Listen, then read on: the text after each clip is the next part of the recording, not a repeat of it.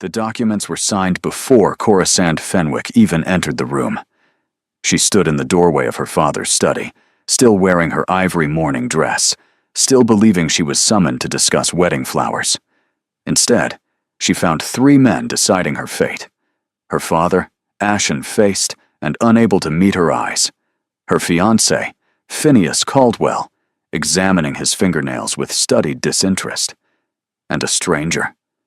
Tall, dark-haired, with a scar that cut through his left eyebrow and disappeared into his hairline. He stood by the window, like a man accustomed to shadows, watching her with eyes the color of a winter storm. "Coruscanda," her father said, voice cracking. "Please sit down." "I'll stand." She looked at Phineas, the man she had agreed to marry 3 months ago, the man who had brought her roses and read her poetry, and promised her a life of comfort and affection. "What is happening here?" Phineas finally looked up. His handsome face held no guilt, no shame, only calculation. "A business arrangement, darling. Surely you understand." "I understand nothing." "Then allow me to clarify." The stranger's voice was low, roughened at the edges, like wood that had been left out in the rain. "Your fiancé has accrued significant gambling debts he cannot pay. In exchange for clearing those debts and providing a substantial settlement to your family, he has offered me something of value." The stranger paused. "You." The word landed like a slap. Coruscanda's gaze swung to her father. "Papa, tell me this is not true." But her father's silence was answer enough. His hands trembled as he clutched a glass of brandy. His eyes remained fixed on the carpet. The man who had raised her, who had called her his treasure, his brightest joy, could not even look at her while he sold her to a stranger. "The contracts are signed," Phineas said, standing and straightening his coat. "You'll marry the Duke of Ashworth within the fortnight. I suggest you make peace with it." "Duke of..." Coruscant stopped. The air left her lungs. The Duke of Ashworth. Theron Vermore. The ruined Duke, they called him in whispered drawing-room conversations. A man whose first wife had died under mysterious circumstances. A man who had retreated to his crumbling estate 5 years ago and never returned to society. A man rumored to be scarred not just in body but in mind, prone to rages, to darkness, to violence. And Phineas had traded her to him like livestock. "You cannot do this," she breathed. "I am not property to be bartered." "You are a woman with no fortune of your own," Phineas replied coolly. "Your father's investments have failed. Your family is 3 months from debtor's prison. I have provided a solution that benefits everyone. Everyone except me. You'll be a duchess," he smiled, thin and reptilian. "Most women would be grateful. Most women were not promised love by a man who apparently feels nothing." Irritation flickered across Phineas's expression, or the faintest shadow of guilt quickly smothered. "Love is a luxury, Coruscanda. I thought you understood that." "I understood nothing about you, it seems." The Duke moved then, not toward her, but toward Phineas, and the smaller man flinched. It was barely perceptible, a slight backward lean, but Coruscant noticed. The Duke noticed too. His scarred face remained expressionless, but calculation cooled in his gaze. "Leave," the Duke said to Phineas. "Your business here is concluded." Phineas bristled. "I should think I have the right to say goodbye to my former fiancée." "You forfeited that right when you signed her away for £30,000. The Duke's voice held no anger. That was somehow worse. It was simply flat, factual, the voice of a man stating an obvious truth. "Leave now, or I will remove you myself." For a moment, Coruscant thought Phineas might argue. His mouth pressed into a thin line, his hands clenched. But then he looked at the Duke, really looked at him, at the breadth of his shoulders, the controlled stillness of his posture. The scar that spoke of violence survived, and whatever courage he had summoned evaporated. "Very well." Phineas moved toward the door, pausing beside Coruscant. No hard feelings, darling. This is simply how the world works." She slapped him. The sound cracked through the room like a pistol shot. Phineas staggered, hand flying to his cheek, eyes wide with shock. Behind her, Corisanda heard her father gasp, but she did not care. She was shaking with rage, with humiliation, with grief for the future she had believed in and the man she had thought she loved. "Get out," she said, "and pray we never meet again." Phineas left without another word. The door closed behind him, and Corisanda was alone with her ruined father and her ruined future. "I'll give you a moment," the Duke said. His voice had changed, softer now, though no less guarded. "I will be in my carriage. We leave within the hour." "Within the hour?" She turned to face him fully for the first time. Up close, the scar was less fearsome than she expected. It was old, faded to silver, cutting a clean line through his brow.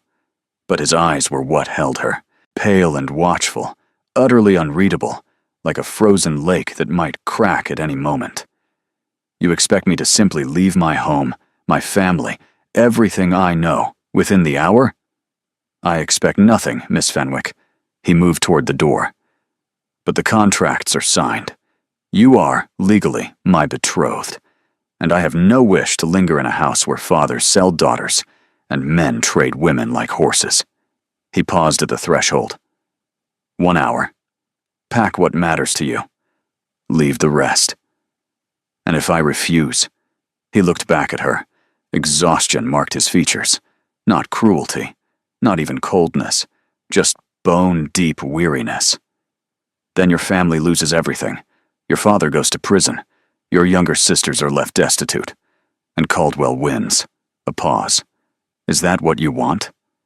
It wasn't what she wanted. None of this was what she wanted. But want, she was learning, meant nothing in a world built by men for men. 1 hour, she said. The Duke nodded once and left. Corisande stood in the study that had once felt like sanctuary, surrounded by the wreckage of her old life, and made herself a promise. She would survive this. She would endure the ruined Duke and his crumbling estate, and whatever darkness waited for her there. And one day, somehow, she would make Phineas Caldwell regret ever believing she was something to be discarded. She just had to survive the wedding first. The carriage ride to Thornhaven Hall took 7 hours. 7 hours of silence, broken only by the rattle of wheels on uneven roads and the occasional distant roll of thunder. Corisande sat with her back rigid against the leather seat, hands folded in her lap, refusing to look at the man across from her.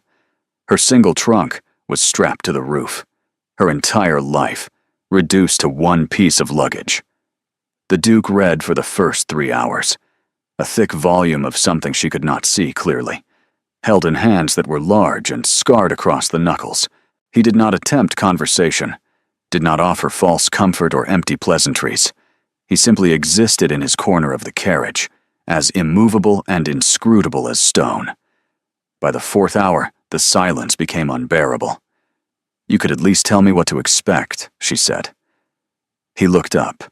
His storm-colored eyes assessed her with an expression she could not decipher. "Expect regarding what?" "Thornhaven. Your household. The life I am apparently now required to live." "Thornhaven is old," he said simply. "Parts of it are crumbling. The staff is minimal. I do not entertain guests. I do not attend social functions. I prefer solitude." A pause. "You will likely find it very dull." "Dull sounds peaceful compared to what I have just endured." Amusement tugged at the corner of his mouth, faint, quickly suppressed. "You may change your opinion once you have lived there." "I may change my opinion on many things, Your Grace. That is the nature of circumstance." He studied her for a long moment. Then he returned to his book without another word. The 5th hour brought rain, heavy sheets that battered the carriage windows and turned the road to mud. The horses slowed. The coachman shouted something she could not hear. And Corisande found herself gripping the seat as the carriage lurched and swayed. The roads near Thornhaven flood easily, the Duke said without looking up. "We may need to stop." "Stop where? We are in the middle of nowhere." "There is an inn ahead, the Grey Stag. If the road becomes impassable, we will shelter there until morning." The thought of spending a night at an inn with this stranger, this man she was contracted to marry, sent ice through her veins. Surely that would be improper. "We are betrothed, Miss Fenwick. Impropriety is relative." He finally looked at her. "Unless you would prefer to drown in a flooded road. I would prefer options that do not involve either death or scandal." "Then you should not have been born a woman in England." His tone was flat. "Options are a luxury few of us possess." The carriage lurched again, harder this time. Coruscant gasped, thrown sideways. The Duke's hand shot out, catching her arm before she slammed into the door. His grip was firm, steadying, his fingers warm through the fabric of her sleeve. For a moment, they were frozen. His face inches from hers, his breath warm against her cheek. Up close, she could see the faint lines around his eyes, the shadow of stubble along his jaw. He looked tired, she realized, exhausted in a way that went deeper than sleeplessness. "Careful," he said, his voice dropping lower. "I am perfectly capable of keeping my balance." Clearly not. But he released her, settling back into his seat. "The Grey Stag, then. Unless you have objections." She had 1,000 objections. To the inn, to this journey, to this arrangement, to every choice that had been made for her without her consent. But objections changed nothing. She was trapped in this carriage, with a man she did not know, hurtling toward a future she had not chosen, and there was nothing she could do but endure. "No objections," she said. The Grey Stag was small, ancient, and crowded with other travelers fleeing the storm. The innkeeper, a stout woman with sharp eyes and flour-dusted hands, looked them over with barely concealed curiosity. "Need rooms?" she asked. "Storms brought half the county through my door." "2 rooms," Coruscant said quickly. "Separate accommodations." The innkeeper shook her head. "Got 1 room left. Single bed. Take it or leave it." Coruscant's heart stopped. She turned to the Duke, expecting him to argue, to demand alternatives, to fix this impossible situation. But he simply pulled coins from his coat. "We will take it." "We will take it?" Her voice rose. "Your Grace, surely you cannot expect me to share a room with you. We are not yet married." "We will be married in 12 days." His expression remained impassive. "And unless you wish to sleep in the stables with the horses, this is our only option." The innkeeper was watching them with increasing interest. Other travelers glanced their way.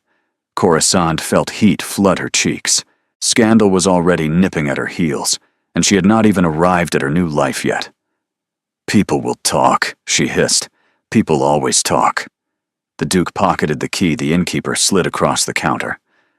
"The question is whether you care more about whispers or warmth." He started toward the stairs. "The room is this way, Miss Fenwick. I suggest you follow before someone recognizes me, and the whispers become far worse." She stood rooted to the spot, watching him climb the narrow stairs, her mind racing through every terrible possibility this night might hold.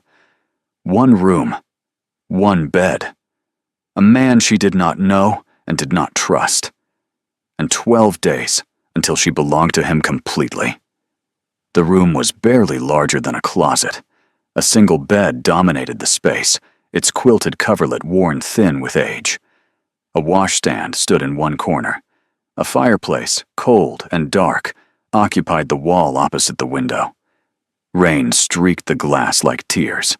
Coruscant stopped in the doorway, unable to make herself cross the threshold. "It is not a prison," the Duke said behind her. "You may enter." "It feels like one." "Then we have that in common." He moved past her, shrugging off his greatcoat and draping it over the room's single chair. "I will take the floor. You will have the bed. We will not speak of this arrangement to anyone, and in the morning, we will continue to Thornhaven as if nothing unusual occurred." "And if someone asks why we shared a room?" No one will ask. He knelt before the fireplace, arranging kindling with practiced efficiency. I gave the innkeeper a false name. As far as anyone here knows, I am Mr. Theron Vale, merchant, and you are my sister traveling with me to visit family. Your sister. She laughed, brittle and sharp. No one will believe that. They will believe what we tell them to believe. Flames flickered to life under his hands. He stood, brushing soot from his fingers. People see what they expect to see, Miss Fenwick. Our task is simply to meet those expectations. And what do you expect, Your Grace?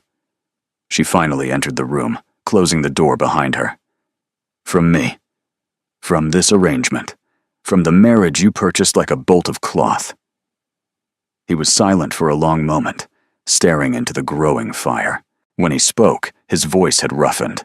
I expect nothing. Nothing? I have learned that expectations lead only to disappointment. He turned to face her, firelight casting strange shadows across his scarred features. I did not seek this arrangement, Miss Fenwick. I did not wake yesterday hoping to acquire a wife.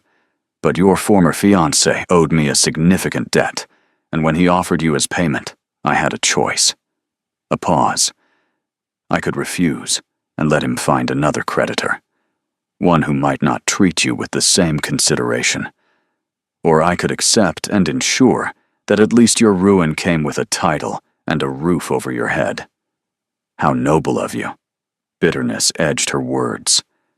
The ruined Duke, rescuing the discarded woman. What a charming tale for the gossip columns. A muscle feathered in his cheek. Pain, perhaps, or anger carefully contained. You know nothing about me, Miss Fenwick. I know what everyone knows, that your first wife died, that you retreated from society, that you are called the ruined Duke by every drawing room in London. And you believe those stories? Should I not?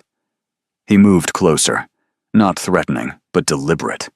Corisanda held her ground, refusing to retreat, even as her heart hammered against her ribs. My first wife died in childbirth, he said, the words barely above a murmur. The child died with her.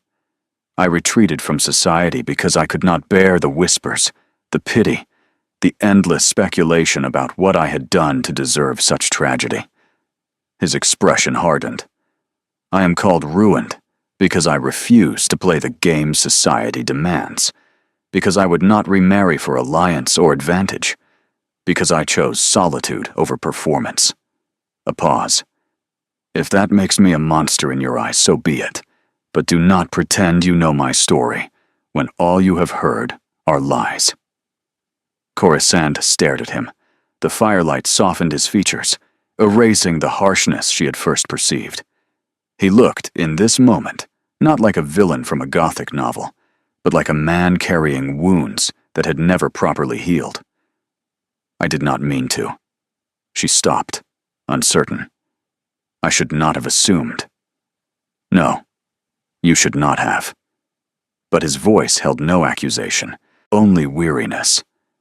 We are bound together now, Miss Fenwick, whether either of us wished it. We can spend the next 12 days as enemies, circling each other with suspicion and resentment. Or we can attempt something resembling civility.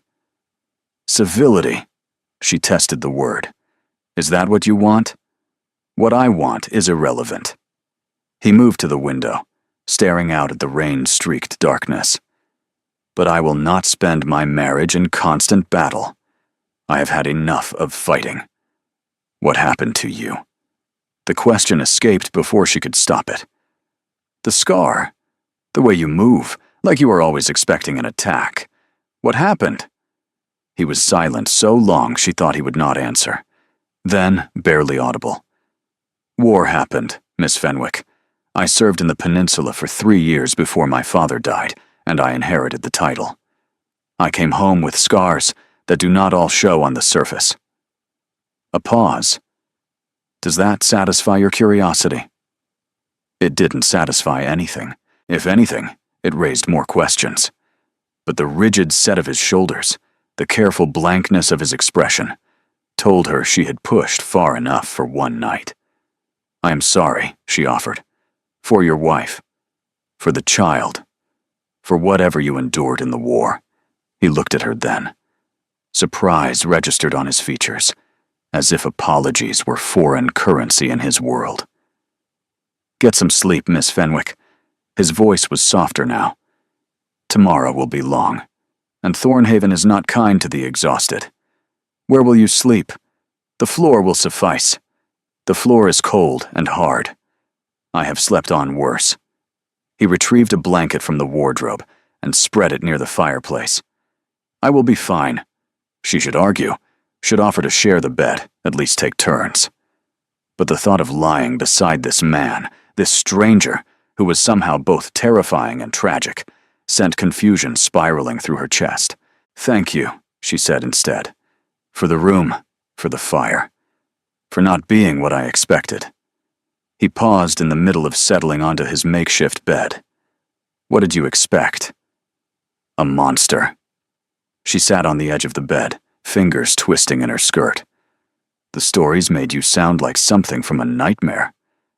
Perhaps I am. Dry amusement colored his tone. You have only known me for 7 hours. There is still time for nightmares. It should have sounded threatening. Instead, it sounded almost like a warning, like he was telling her to be careful, not because he would hurt her, but because something else might. Good night, Your Grace. Good night, Miss Fenwick. A pause. And Coruscant? When we arrive at Thornhaven, I suggest you remember one thing. She waited. Whatever stories you have heard about me, whatever darkness the gossips have invented, the truth is always more complicated. His eyes met hers through the flickering firelight. And so am I.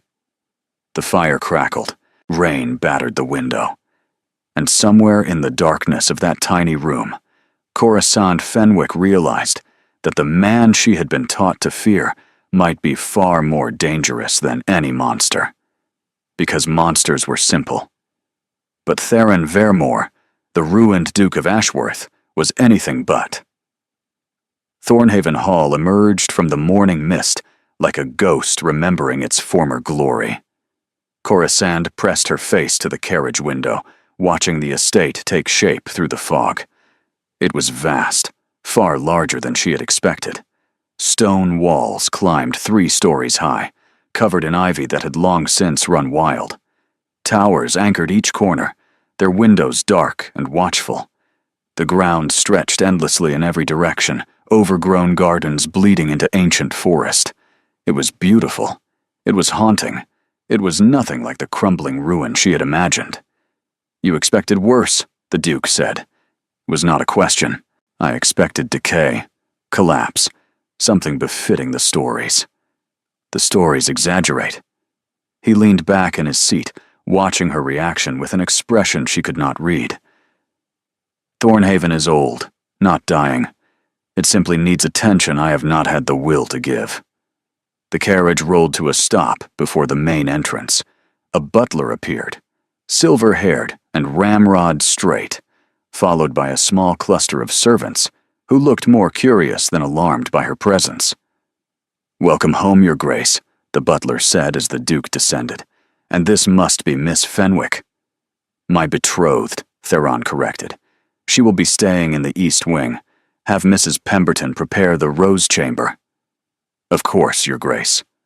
Coruscant allowed herself to be handed down from the carriage, her legs stiff from the long journey. The servants watched her with carefully neutral expressions, but she could feel their assessment. The woman who had been traded to their master, the future Duchess, who arrived with a single trunk and shadows under her eyes. I will show you to your rooms, the Duke said. Once you are settled, we can discuss the arrangements for the wedding. The wedding? She followed him up the stone steps, through a cavernous entrance hall lined with portraits of stern-faced ancestors. In 12 days.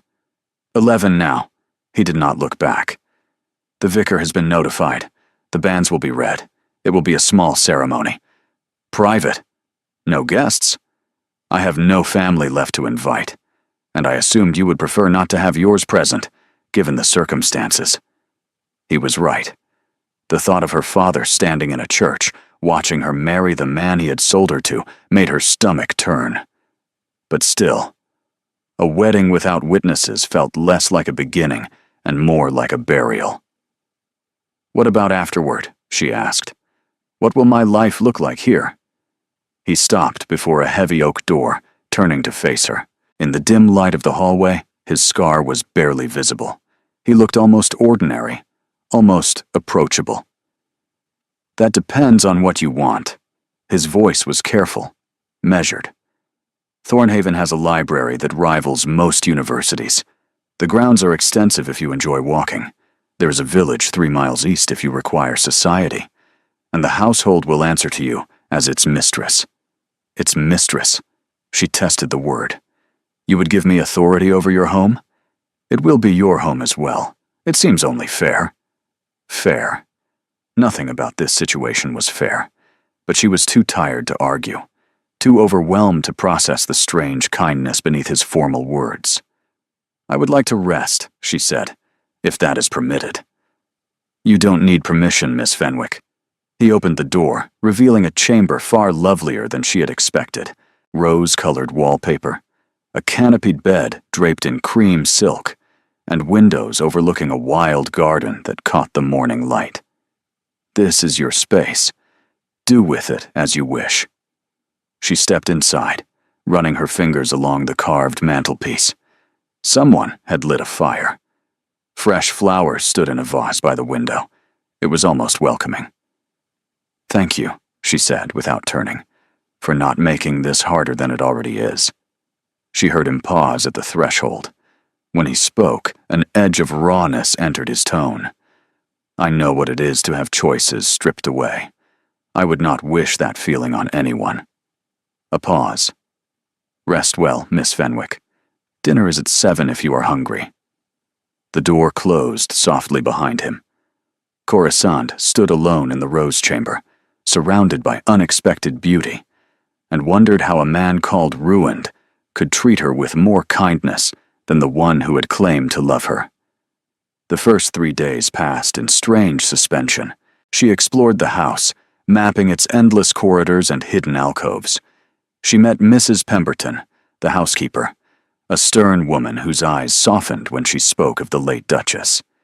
She discovered the library, 2 full floors of books that made her chest ache with longing. She walked the overgrown gardens until her boots were caked with mud and her mind was hushed. And she watched the Duke. He kept his distance, never seeking her out, but never avoiding her either. They dined together each evening in a formal dining room that felt absurdly large for 2 people. He asked about her day. She answered. He offered observations about the estate, the tenants, and the weather. She listened. It was painfully polite, achingly careful. 2 strangers circling each other across a table set for 20. But sometimes, when he thought she was not looking, she caught him watching her. His slate-gray stare tracking her movements with an intensity that made her skin prickle. And sometimes, when she turned a corner or entered a room, she found evidence of small kindnesses. A book left on her chair that she had mentioned wanting to read. A shawl draped by the library fire when the evening grew cold. A vase of wildflowers appearing on her windowsill without explanation. He was courting her, she realized, in his own strange, silent way. On the 4th morning, everything changed. She was in the library when the butler appeared, his face carefully blank in that way servants adopted when delivering unpleasant news. "Miss Fenwick, you have a visitor." Her heart stuttered. "A visitor? Who?" "A Mr. Phineas Caldwell, miss. He says he is an old friend of yours." The butler paused. "He's quite insistent on seeing you." The book slipped from her fingers. "Phineas. Here. At Thornhaven." And the Duke did not yet know. Coruscant found Phineas in the drawing room, examining a painting with the air of a man appraising merchandise. He turned when she entered, his handsome face breaking into that familiar, charming smile. The smile that had once made her heart race. Now it made her stomach turn. "Coruscant." He moved toward her, arms outstretched. My darling, I had to see for myself that you were well. She stepped back before he could touch her. What are you doing here? Checking on you, of course. His smile did not falter, but wariness crept into his eyes. I heard troubling rumors about Thornhaven, about its master. I could not rest until I knew you were being treated properly. You sold me to him. Her voice was flat. You have no right to concern yourself with my treatment. I made a difficult decision under difficult circumstances. He had the audacity to look wounded. Your family was facing ruin. I provided a solution. A solution that benefited you far more than anyone else. That is unfair, Corisanda. He moved closer, lowering his voice to that intimate murmur she had once found so appealing. I have thought of nothing but you since that day. Wondered if I made a terrible mistake. Wondered if there might be another way. Another way? She laughed, sharp and brittle. The contracts are signed. The wedding is in 8 days. What other way could there possibly be? Contracts can be broken. His eyes gleamed with cunning she had never noticed before. Engagements can be dissolved. If you were unhappy here, if the Duke were unsuitable in some way, there are legal remedies. Legal remedies that would leave me ruined and my family destroyed. Legal remedies that might leave you free to make a different choice. He reached for her hand. A better choice. She jerked away. If you are suggesting what I think you are suggesting, you are even more despicable than I realized. I'm suggesting that you deserve better than a scarred recluse who purchased you like cattle. His voice sharpened. I am suggesting that I made an error in judgment and wish to correct it. I am suggesting that there may still be a future for us if you would only consider it. Mr. Caldwell. The Duke's voice cut through the room like a blade. Corisande spun. Theron stood in the doorway, his face carved from stone. He was dressed simply. Dark coat and breeches, no cravat, as if he had been interrupted in the middle of something practical. But his eyes were anything but simple. They burned with a cold fury that made even Phineas take a step back. I do not recall inviting you to my home, the Duke said, his words clipped and precise. I came to see Corisanda. Phineas recovered quickly, squaring his shoulders. As her former fiancé, I felt a responsibility to ensure her welfare. Her welfare is no longer your concern. The Duke moved into the room, positioning himself between Phineas and Corisande. It ceased to be your concern when you signed her away to pay your debts. A decision I'm beginning to regret. How convenient. Ice filled the Duke's tone.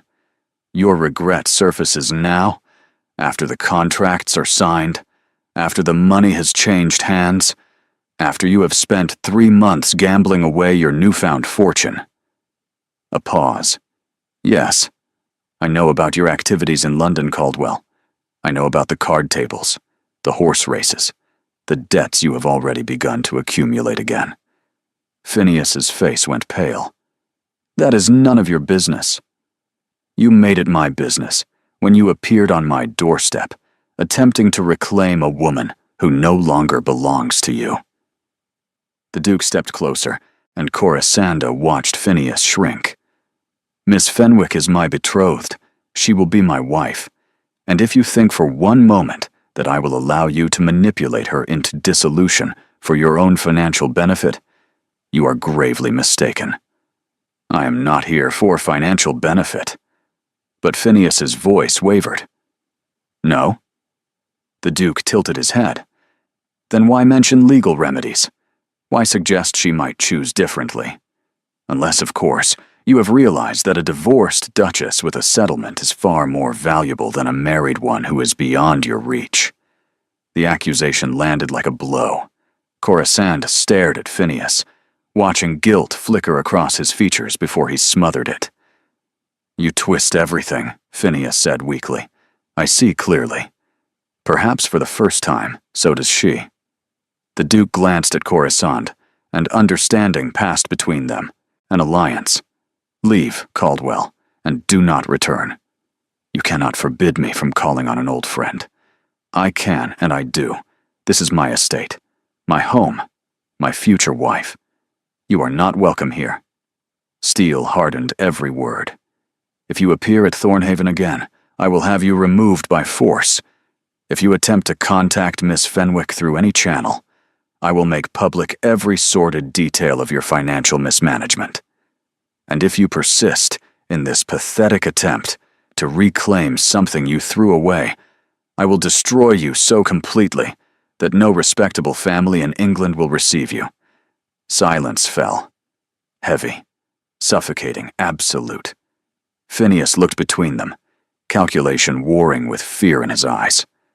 For a moment, Corisande thought he might argue, might fight, might reveal some final weapon he had been holding in reserve. But then his shoulders sagged. The charming mask slipped, revealing the weak, grasping man beneath. "You will regret this," he said, his voice barely above a whisper. "Both of you." "I already regret many things." The Duke's words were ice. "You are simply one more." Phineas left without another word. The door slammed behind him, and Corisande was alone with the man she was beginning to see in an entirely new light. "Thank you," she said, "for defending me." "I was defending what is mine." His posture remained rigid with residual anger. "Is that all I am to you? A possession to be protected?" He turned to face her, and his expression cracked. "No," he said roughly, "that is not all you are." But before she could ask what he meant, he was gone. She found him in the garden at dusk. He stood among the overgrown roses, his back to the house, staring at something she could not see. The setting sun painted the sky in shades of amber and violet, casting long shadows across the tangled grounds. "You should not be out here alone," she said, approaching carefully. "Mrs. Pemberton says dinner will be cold. Let it be cold." His voice was distant. "I am not hungry." She stopped beside him, following his gaze.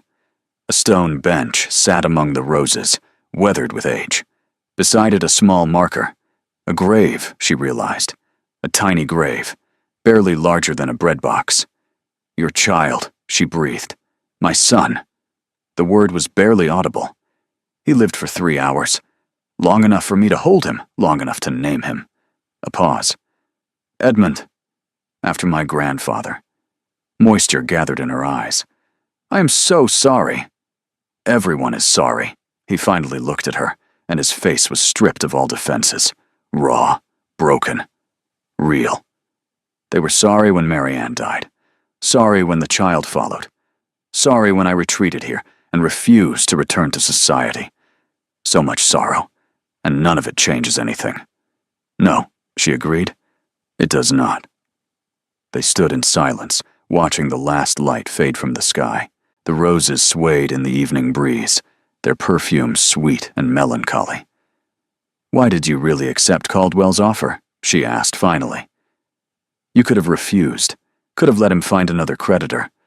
Why did you agree to marry a woman you had never met?" He did not speak for a long moment. When he did, confession weighted every word. "Because I saw you." "Saw me?" "At the Ashford ball 3 years ago. You were dancing with your sister, laughing at something she said.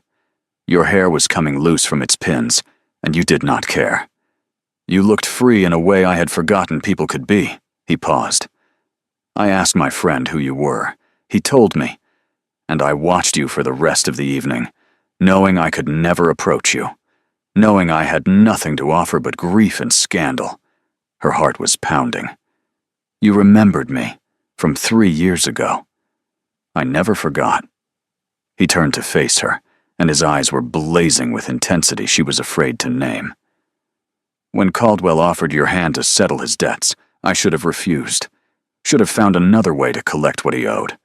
But all I could think was that if I said no, you would be sold to someone else.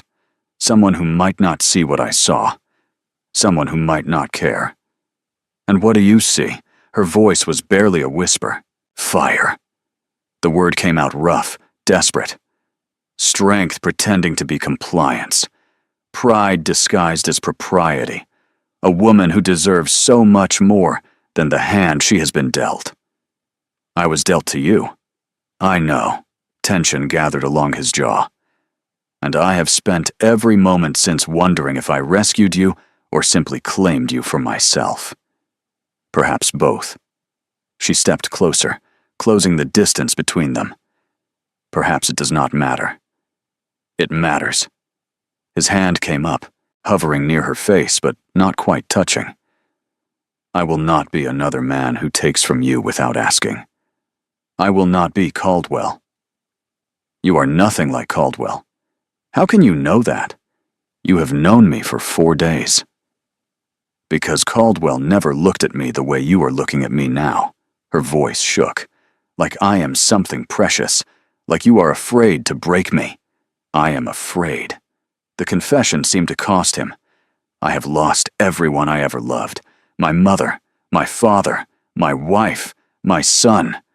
I have learned that caring is simply the prelude to grief. His eyes met hers. And yet I look at you, and I cannot seem to stop. Then do not stop. She reached up, pressing her palm against his chest, feeling his heart pound beneath her fingers. Do not stop looking. Do not stop caring. Do not stop being the man you have shown me these past few days. You deserve someone whole. Someone undamaged. I do not want whole. Tears spilled down her cheeks. I want real. I want honest. I want someone who sees me as more than a dowry, or a solution, or a possession to be traded. You are so much more than that. His voice cracked. You are everything I never allowed myself to want. Then want me. She gripped his coat, pulling him closer. Stop fighting. Stop protecting yourself. Just want me. His control shattered. He kissed her like a man drowning, his hands cradling her face, his mouth desperate against hers. She kissed him back with equal fervor, fingers tangling in his hair, body pressing against his, as if she could merge them into one being. When they finally broke apart, gasping, his forehead rested against hers. This changes everything, he breathed. I know. I cannot offer you a normal life, cannot give you society or parties, or any of the things a woman of your station deserves. I do not want those things. She pulled back to look at him. I want this. I want Thornhaven. I want you. Hope broke open in his eyes, or terror, or both. 7 days, he said, until the wedding. 7 days, she agreed. And then you will be mine. Truly, completely. Forever. The word should have frightened her. Instead, it felt like the first breath after nearly drowning. Forever, she repeated. But neither of them saw the figure watching from the tree line. Neither noticed the horse tethered beyond the garden wall.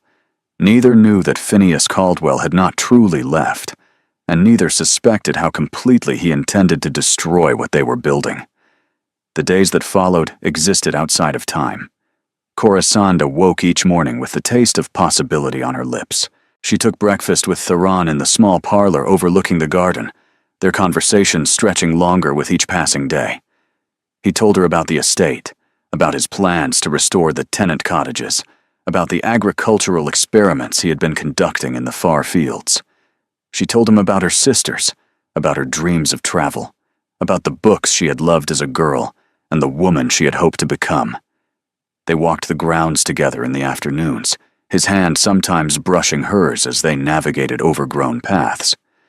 He showed her the hidden folly at the edge of the forest, a crumbling stone structure where he had played as a child. She showed him the sketch she had made of Thornhaven from her bedroom window, and watched his face soften with wonder. You have talent, he said, tracing the lines of the drawing with his fingertip. Real talent. My governess called it an unseemly hobby for a young lady. Your governess was a fool. She laughed, and the sound seemed to startle him. As if laughter was a foreign language he had forgotten how to speak. On the 4th evening, 3 days before the wedding, the rain returned.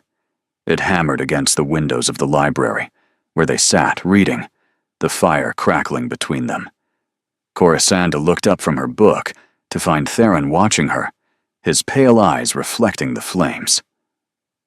"What are you thinking?" she asked. "That I do not deserve this." His voice was low.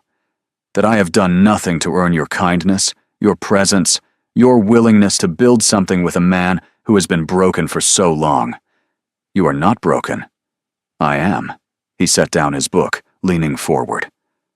"I have spent 5 years convincing myself that feeling nothing was safer than feeling everything. That if I walled myself away, nothing could hurt me again." A pause.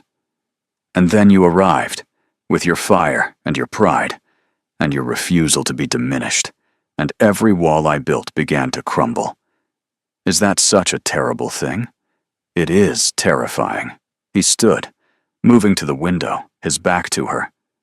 "I look at you, and I want things I swore I would never want again. I imagine futures I convinced myself were impossible. I feel hope, Corisanda, actual hope, and hope has only ever led me to devastation." She rose, crossing the room to stand behind him. Through the rain-streaked glass, the gardens were invisible, swallowed by darkness. "What do you want?" she asked. "Right now. In this moment. What do you want?" He turned, and they were suddenly very close. Close enough that she could see the individual threads of silver in his scar. Close enough that his breath warmed her cheek. "You," he said roughly. "I want you in ways that frighten me. I want to wake beside you and fall asleep holding you and spend every day learning who you are. I want to give you children and watch you grow old and never let you go." Her heart stopped. "Theron, I should not say these things." His hands clenched at his sides, as if he was physically restraining himself from touching her. "The wedding is in 3 days. We should wait. Should do this properly." "I do not want properly." She reached up, cupping his scarred face in her hands. "I want honestly. I want you to stop protecting yourself from happiness. I want you to trust that I am not going to disappear. Everyone disappears eventually. Then let me prove you wrong." She rose on her toes, bringing her lips within a breath of his. "Let me stay." He broke, his arms wrapped around her, pulling her against him with desperate strength. His mouth found hers, and this kiss was different from the one in the garden. That had been tentative, exploratory. 2 people testing boundaries. This was hunger. This was need. This was years of loneliness crashing against years of longing. She kissed him back, fingers threading through his hair, body arching into his. He lifted her without breaking the kiss, carrying her to the settee by the fire, lowering her onto the velvet cushions with a gentleness that made her ache. "Tell me to stop," he gasped against her throat. "Tell me this is too fast, too soon, too much. I will not tell you any of those things." Corisanda.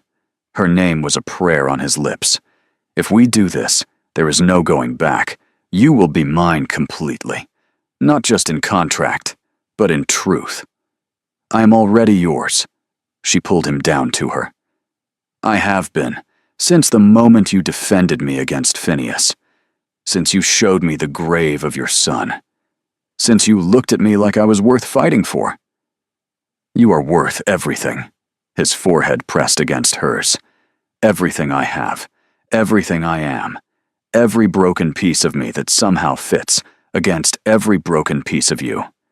"Then stop talking," she smiled against his mouth, "and show me." The fire burned low. The rain continued its assault against the windows. And in the warm darkness of the library, Corisanda Fenwick gave herself to the man the world called ruined, and discovered that ruin could feel remarkably like salvation. Afterward, they lay tangled together on the settee, her head on his chest, his fingers tracing lazy patterns on her bare shoulder. The fire had reduced itself to embers, casting the room in soft amber light. 3 days seems very long now, she murmured, unbearably long. He pressed a kiss to her hair. I could speak to the vicar tomorrow, see if he can perform the ceremony sooner. That would cause talk. I no longer care about talk. His arms tightened around her. I care about you. About us. About building something real from the wreckage of everything that came before. She tilted her head up to look at him. In the firelight, with his guard finally down, he looked younger. Softer. Almost peaceful. What will society say, she asked, when the ruined Duke emerges from his isolation with a new bride? Let them say whatever they wish.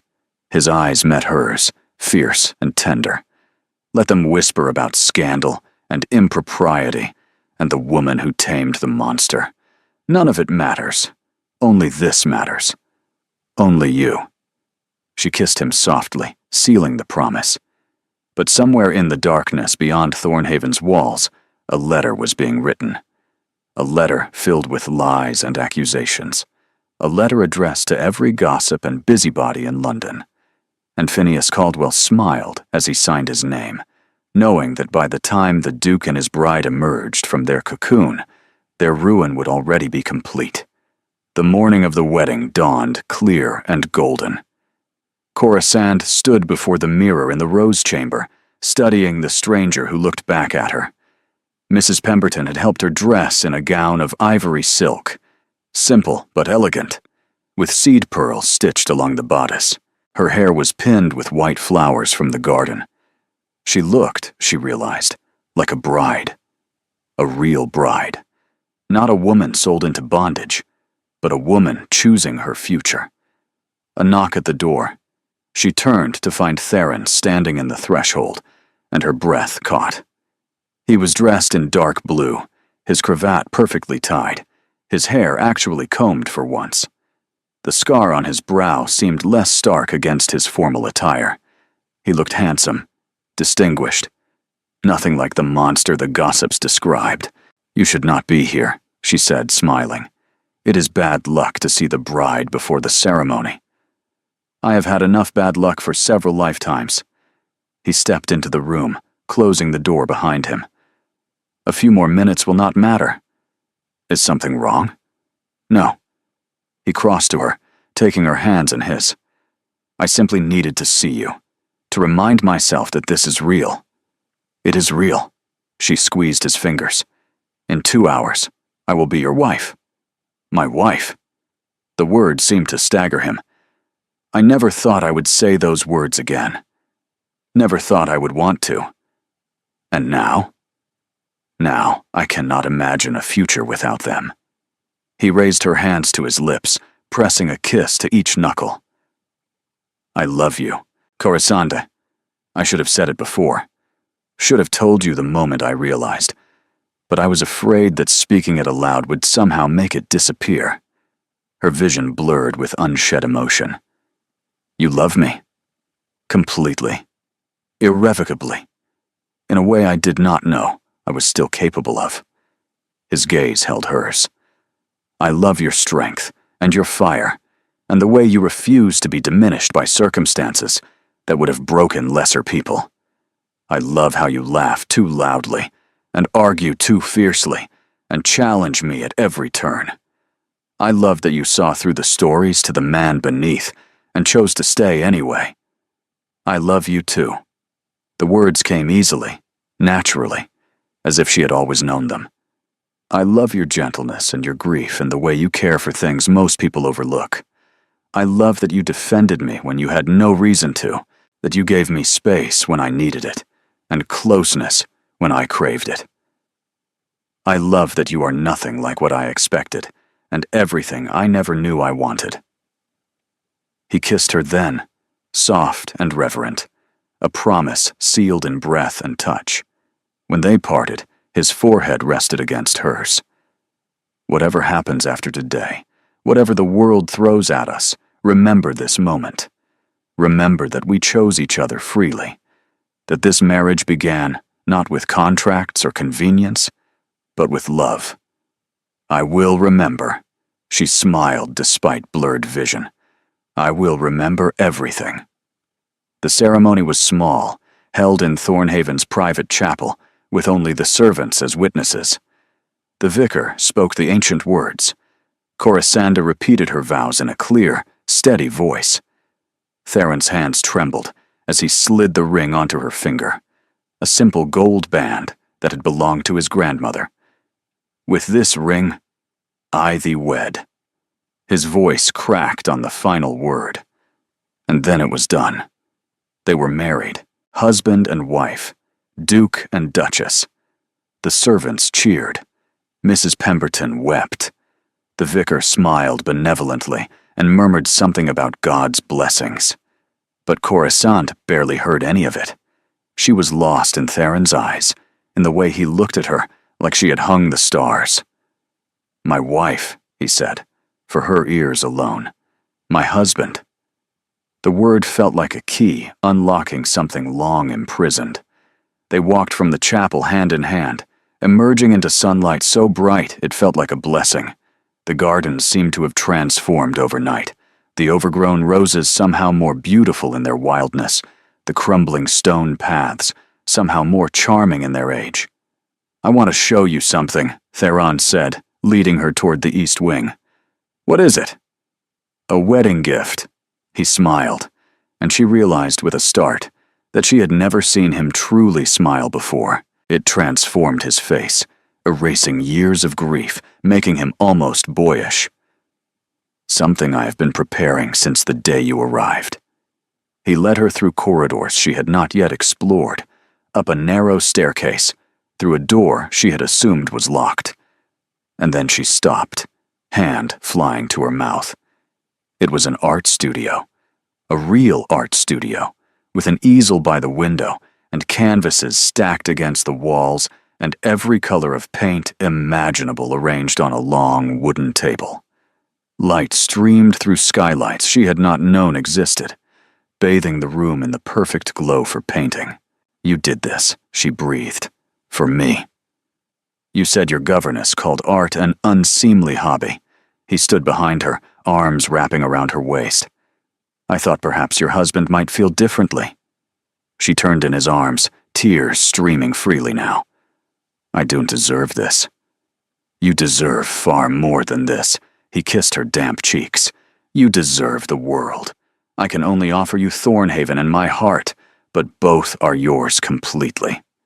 She kissed him with everything in her, gratitude and love and wonder, mingling into something that felt like joy.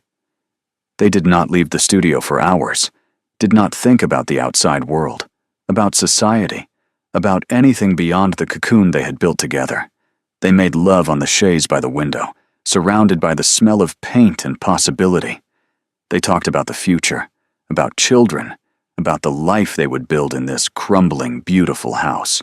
They were so lost in each other that they did not hear the carriage arrive in the courtyard below, did not know that visitors had come to Thornhaven, did not suspect that the happiness they had finally claimed was already under attack, until the butler knocked on the studio door, his face gray with worry. Your Grace, his voice was strained. There are people here from London. They are saying terrible things. They have brought a magistrate. The world came crashing back, and Corisande felt her newly forged happiness begin to crack. The great hall was full of strangers. Corisande descended the stairs on shaking legs, Theron's hand gripping hers with bruising intensity. Below them, a dozen people milled about, their faces hungry with curiosity and something darker. She recognized some of them from her former life, society matrons who had once smiled at her across ballrooms, gentlemen who had partnered her in dances, and at the center of them all, Phineas Caldwell, looking like the cat who had swallowed the canary. Ah, the happy couple. His voice dripped with false warmth. How wonderful to see you both looking so well. What is the meaning of this? Ice coated Theron's every word. You were told never to return to Thornhaven. I was told many things, Phineas shrugged elegantly. But when a concerned citizen brings evidence of wrongdoing, even the most reclusive duke must answer questions. What evidence? What wrongdoing? A man stepped forward, portly and officious, wearing the badges of a magistrate.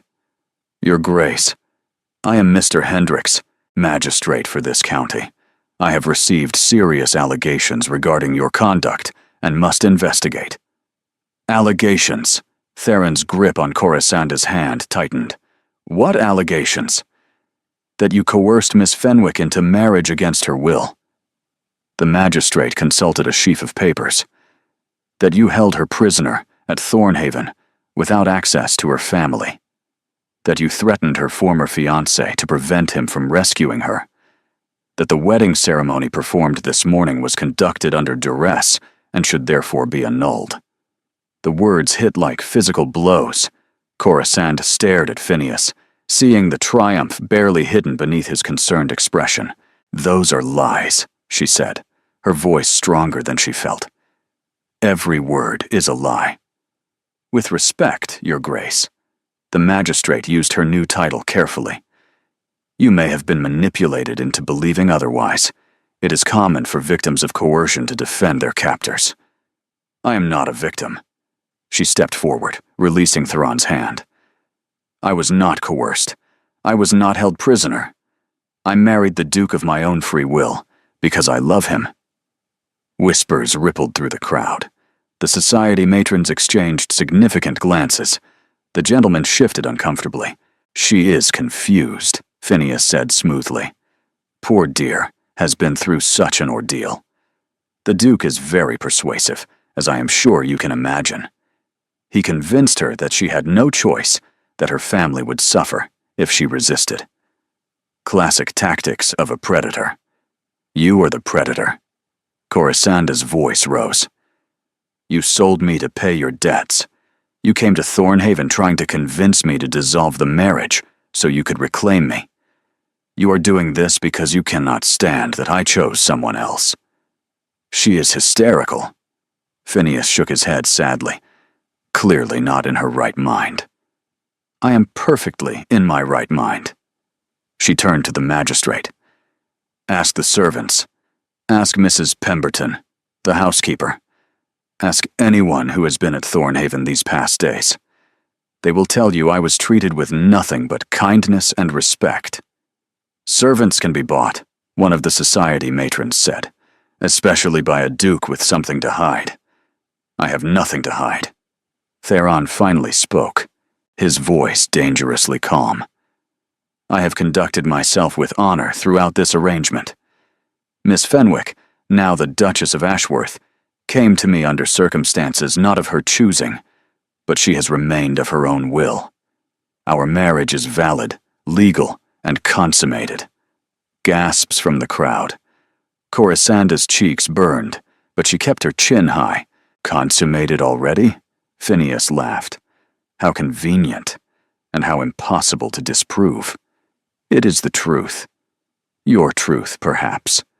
But the law requires more than the word of an accused man. Phineas turned to the magistrate. I submit that the Duchess should be removed from Thornhaven for her own safety, placed under the protection of her family until a proper investigation can be conducted. No, Corisanda's voice was steel. I will not leave my husband. You may not have a choice, Your Grace. The magistrate looked genuinely uncomfortable. If there is any possibility of coercion, I am obligated to investigate, and that investigation will be compromised if you remain under the Duke's influence. His influence? She laughed, bitter and sharp. You mean his love, his protection, his respect for me as a person rather than a commodity? Corisanda. Theron's hand found her shoulder, gentle despite the tension radiating from his body. Perhaps it would be best if you went with them, just temporarily, until this is resolved. She spun to face him. What? His face was carefully blank, but his eyes were agonized. If you stay, they will say I forced you. If you go willingly, it proves you have freedom of choice. I choose to stay with you. I know, his voice cracked, but if you stay, they will use it against us, against me. They will say I controlled you, manipulated you, that you are incapable of independent thought. He cupped her face in his hands. Go with them. Speak to your family. Let them see that you are well, that you are happy, and then come back to me. And if they don't let me come back, then I will tear down every wall between us." His forehead pressed against hers. "I will fight every court, every magistrate, and every gossip in England. I will not lose you, Corisande. Not now. Not ever." Tears streamed down her face. "I do not want to leave." "I do not want you to leave." Rawness edged his words. "But this is the only way to prove that you are truly free, that our marriage is real." She kissed him, hard and desperate, not caring who watched. When she pulled back, his eyes were wet. "I will come back," she whispered. "I promise." "I know." He released her, stepping back. His face closed off, becoming the cold mask she had first seen in her father's study. "I will be here." And so Corisande Fenwick, Duchess of Ashworth, walked away from her husband on her wedding day, surrounded by strangers who believed her a victim, followed by a man who had once promised her love and now sought only her destruction. She did not look back. If she looked back, she would break. But she felt Theron's eyes on her until the carriage door closed and Thornhaven disappeared into the distance. The Fenwick townhouse in London felt like a tomb. Corisande sat in the drawing room where she had once received callers and dreamed of her future, surrounded by parents who could not meet her eyes and sisters who whispered in corners. 3 days had passed since she left Thornhaven. 3 days of interrogations by the magistrate, of tearful conversations with her mother, of her father's shame-faced attempts at reconciliation. 3 days without Theron. "The investigation is proceeding," her father said from behind his newspaper. "Mr. Hendricks assures me it will be resolved within the week." "Resolved how?" Corisande's voice was flat. "By annulling my marriage? By declaring me incompetent to make my own decisions? By determining the truth?" He finally lowered the paper. "Corisande, you must understand. The allegations against the Duke are serious. If there is any chance you were coerced, any possibility that you agreed to this marriage under duress, we must know." "I was not coerced. I was not under duress. I love him." Her mother made a small sound of distress. "Darling, you have only known him for a fortnight. Love takes time to develop. What you are feeling is perhaps infatuation, or gratitude, or even fear disguised as affection. It is love." Corisande stood, unable to bear sitting still any longer. "Real love. The kind I thought I felt for Phineas, except this time it has actually returned. This time, the man sees me as a person, not a transaction." "The Duke purchased you," her father said. "Regardless of how he has treated you since, that fact remains. He saved me. He could have refused Phineas's offer and let me be sold to someone far worse. Instead, he gave me a home, a title, respect, and ultimately his heart. That is not purchase. That is protection." A knock at the door interrupted them. The butler entered, his face grave. "Miss Eyre, your grace, there is a letter for you, hand-delivered by a courier from Thornhaven." She snatched it from his silver tray, tearing it open with trembling fingers. "My dearest Corisande, I am told the investigation continues. I am told there may be a hearing. I am told many things, none of them good. Caldwell has been busy. The papers are full of speculation about the ruined Duke and his imprisoned bride. I have been painted as a monster, a kidnapper, a man so desperate for an heir that he would buy an unwilling woman to get one. Every servant at Thornhaven has been questioned. Mrs. Pemberton told me she nearly struck the magistrate when he suggested I had threatened her into silence. I want you to know that whatever happens, whatever they decide, I do not regret a single moment of our time together. You gave me something I thought was lost forever. You made me believe that happiness was possible, that love was not just a prelude to grief. Even if they take everything else, they cannot take that. If they annul our marriage, I will court you properly. If they forbid me from seeing you, I will find another way. If they put me in prison for crimes I did not commit, I will wait until they release me and come for you then. There is no future I can imagine that does not include you. There is no obstacle I will not overcome to reach you.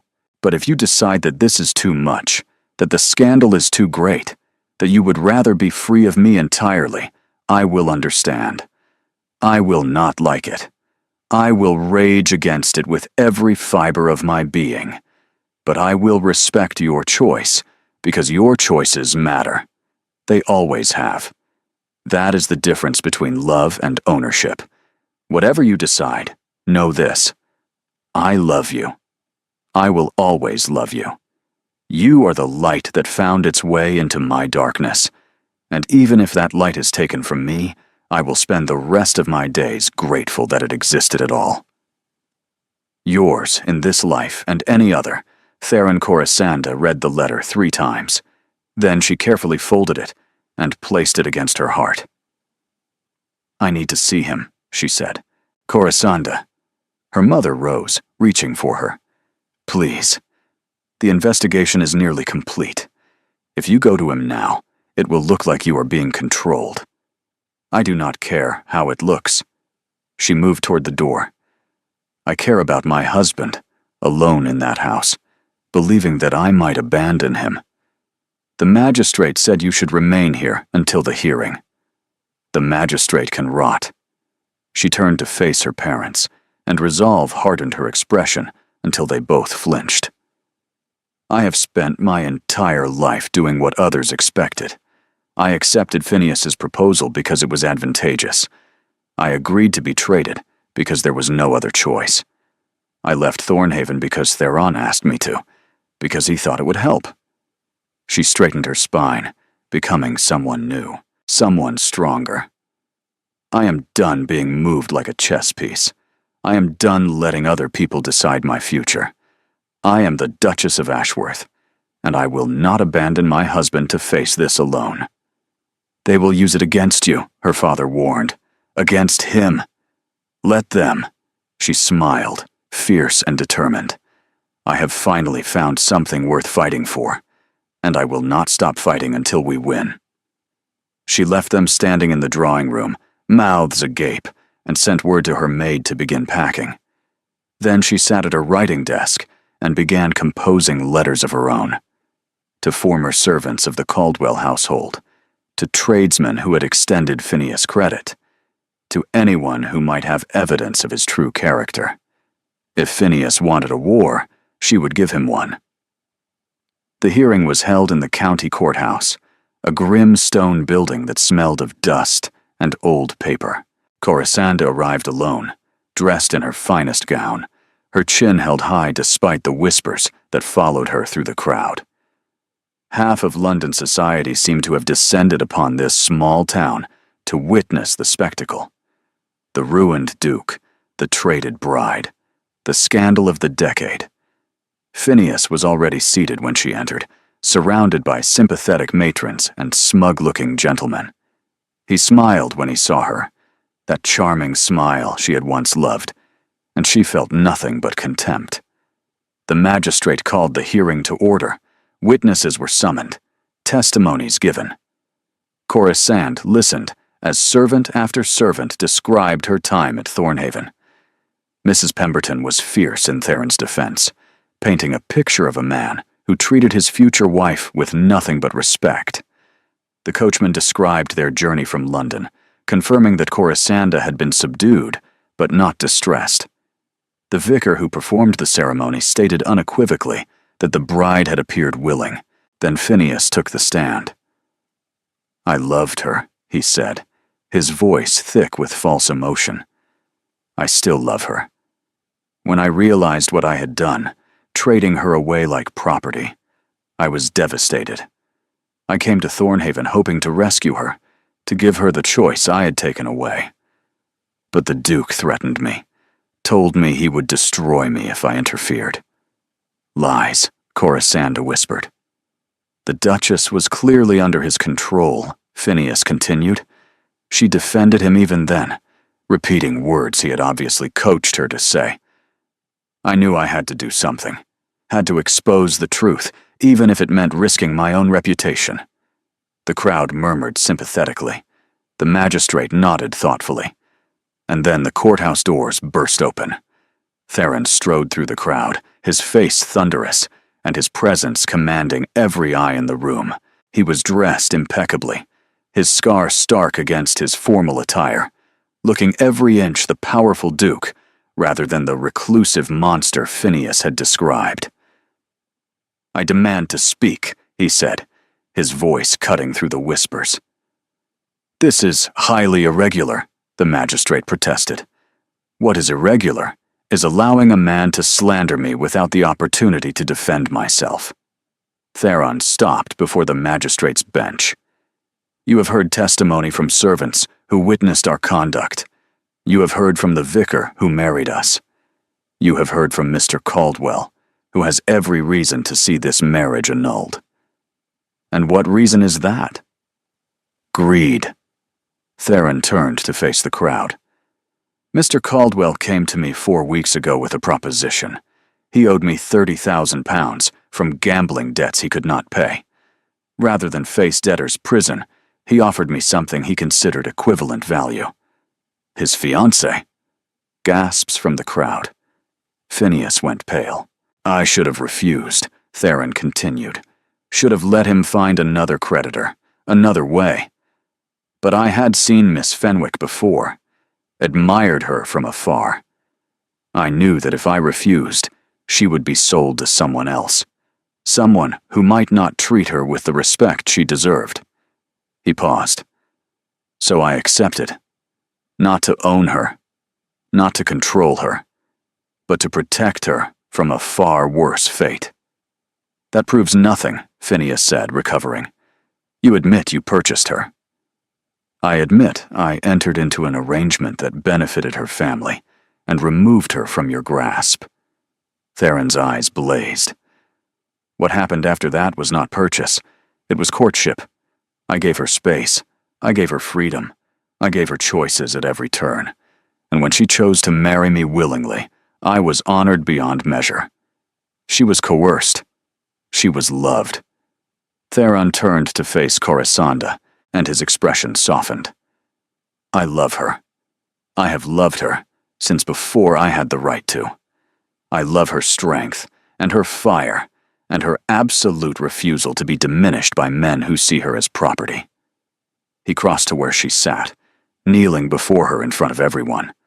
"I love you, Corisande, and I will spend the rest of my life proving it, if you will let me." Tears ran freely down her face. "I love you too." "Then tell them." He took her hands. "Tell them the truth. Not for me.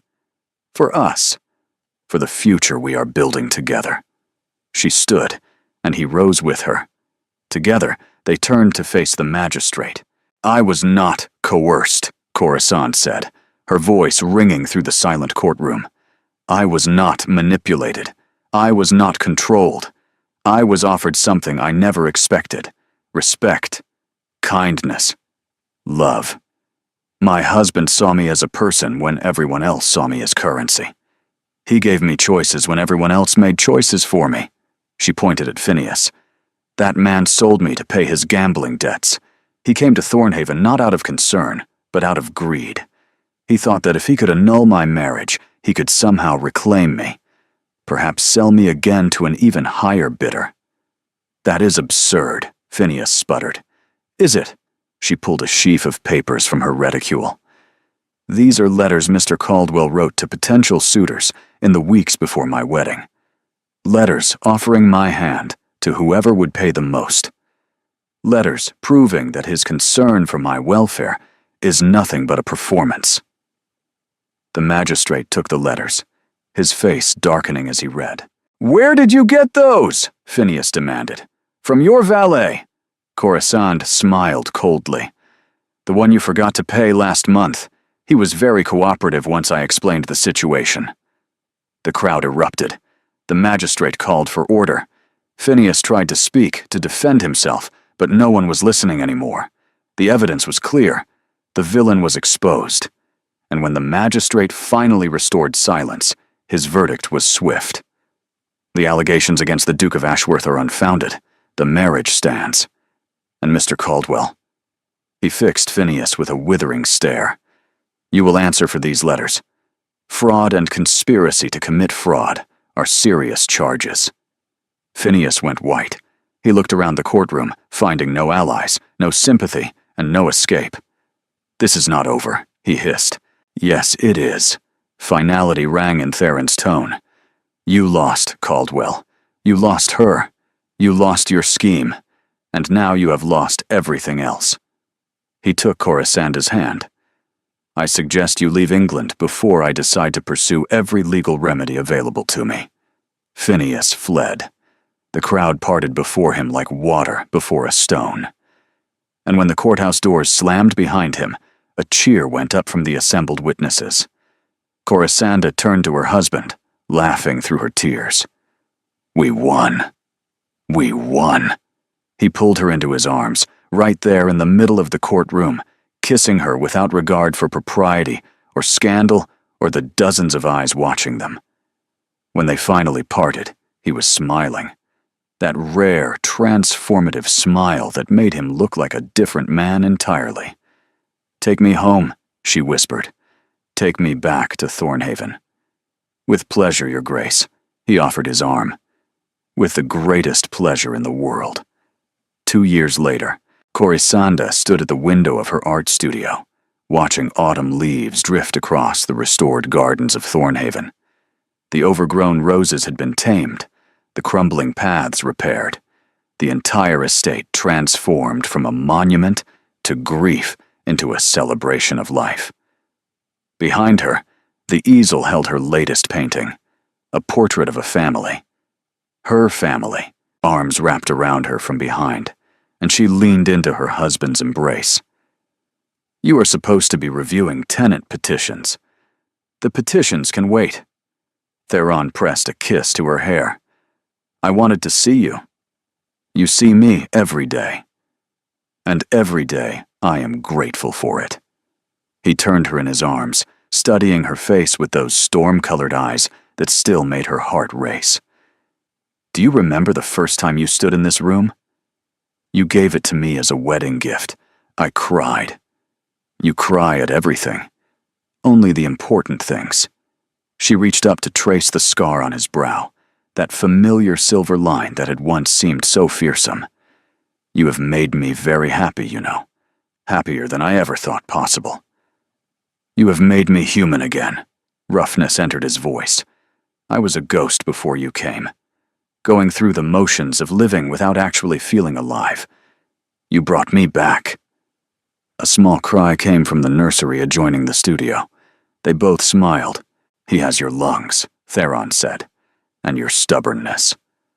She pulled away, crossing to the cradle where their son lay, red-faced and demanding attention. She lifted him, settling him against her shoulder, and felt Theron's arms wrap around them both. Edmund. He spoke the name softly, reverently. I still cannot believe you agreed to call him that. It was your grandfather's name, and your first son's name.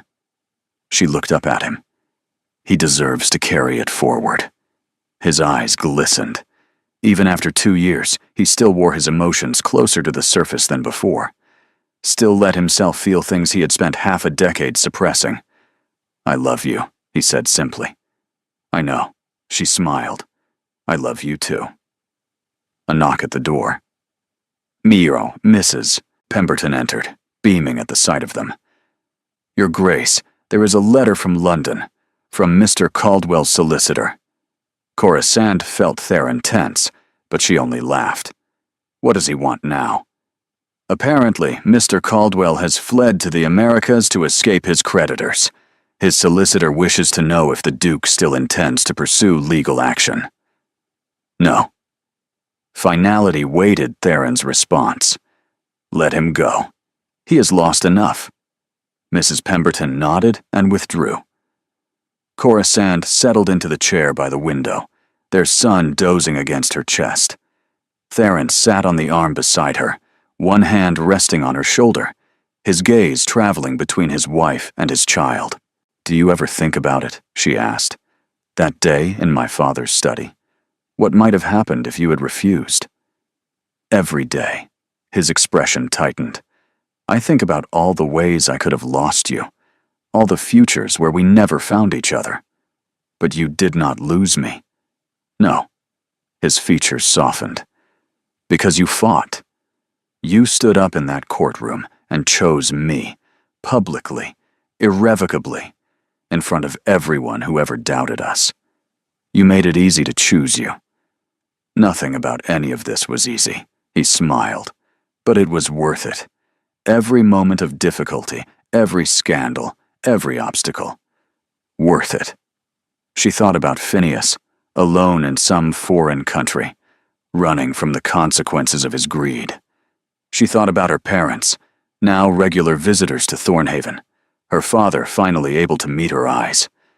She thought about the society matrons who had once whispered behind her back and now sought her favor, and she thought about the girl she had been 2 years ago, standing in her father's study, believing her life was over.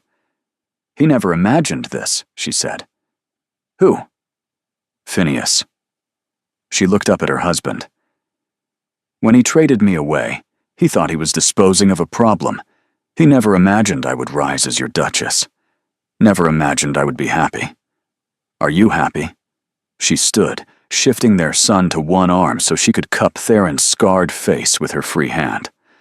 "I have a husband who loves me, a son who completes us, a home that feels like sanctuary, a life I chose for myself." She kissed him softly. "I am happier than I have ever been." "Good." He pulled her close, their son nestled between them. "Because I intend to spend the rest of my life making sure it stays that way." Outside, the leaves continued to fall.